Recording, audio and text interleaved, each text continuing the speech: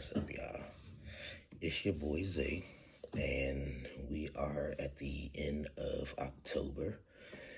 And if you've been following me, then you know that this month is my 5-year anniversary. So I figure at the end of the month, we can go ahead and kind of summarize everything that I've gone through in the last 5 years since transitioning. So I transitioned back in October of 2020 during COVID. I did do a year of therapy prior to transitioning. The idea of the transition was actually my therapist's idea because I don't know how to explain it. I've always known I was a man, but I never really identified as a trans man. I've only identified as a man. I only saw myself as a man. I felt like I didn't need testosterone to make me more of a man than I already was. And no offense to anyone who did at all. That was just my opinion. So when my therapist suggested that I get on testosterone, they used my one reminder that I did have, which was my menstrual.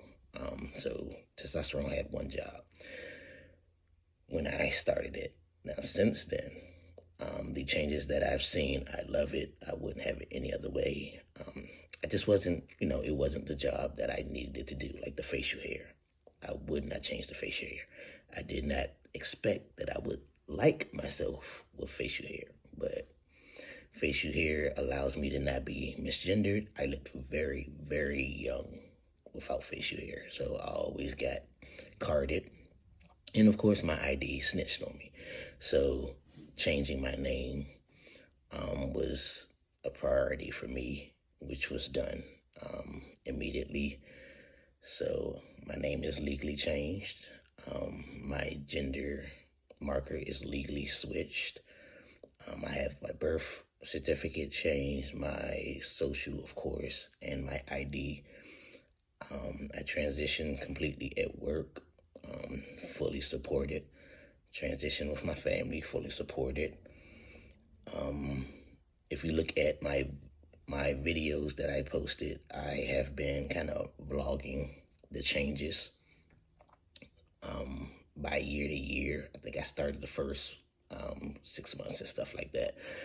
But to bring it all together, the first 9 months that I transitioned, I was on the patches.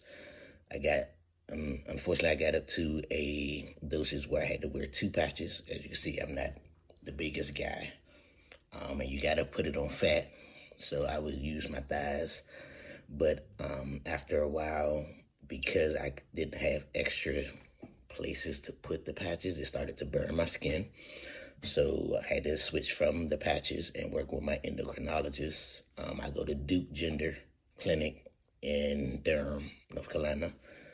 So if you're local and you're looking for a good doctor, check out Duke. But after talking to my endocrinologist, we decided to go with the sub-Q injections. So now I do this sub-Q injections in my thigh once a week. Instead of having to switch every day like you do with the patches, you had to change them every 24 hours. Since the injections, I have found that, of course, the voice changed. That was almost immediately with the patches. That's about all I saw with the patches. But the shots, voice changed even more. Facial hair grew in. I only had like 2 or 3 strands. Now I do have to clean it up. When I'm rugged, but when I'm clean, I love it. I love it either way. Don't really have skin issues like that, blackheads, but haven't encountered a whole lot of acne, thankfully. Find some wood to knock on. My mood changes. It's not like a Jekyll and Hyde type thing, but I'm quick-tempered. I think that's the best way to describe it. Very quick-tempered. Like, the smallest thing can trigger me, and I have to catch myself. Then I go inside myself to try to figure out what the real problem is, if there is a problem. So having to deal with that, especially as a Gemini. Yeah.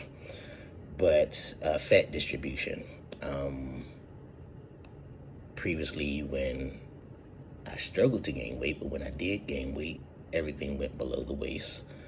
I was never really comfortable with that, of course, but now some of my weight does go below, but I actually have a gut now. A lot of people, I call it my little dad bod. I'm okay with it. But if you're not into that, whatever. I'm not, well, I am out of shape, but I'm not that as out of shape as I probably look. I'll say it like that. I do work out. I just not as much as I need to. And I guess this is me holding myself accountable when I look at this later.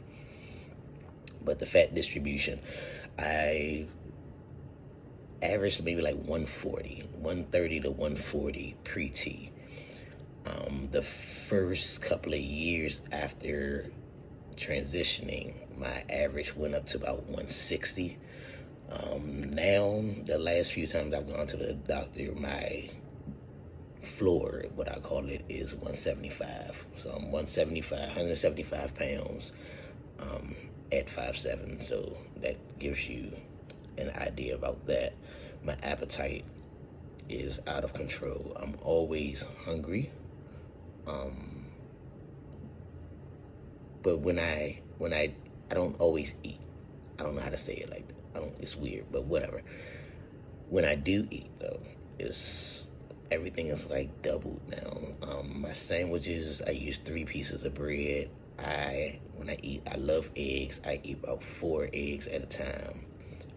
No matter whether I'm eating the egg sandwich or cooking a full breakfast, I'm eating 3 to 4 eggs. So I eat in mass chunks now. Facial structure, my face has always been long, but I'm getting a more wider jawline, more masculine jawline that I've noticed over the years, mainly since probably like my 3rd year. But you could, like I said, you could check out the videos to see the different changes for yourself. Last November, I had top surgery. I got the speed bumps cut off. I have videos for that as well below, so you can see what that looks like.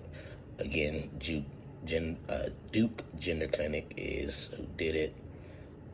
You can always message me if you need doctors' names or anything like that, but that's who I went to for everything.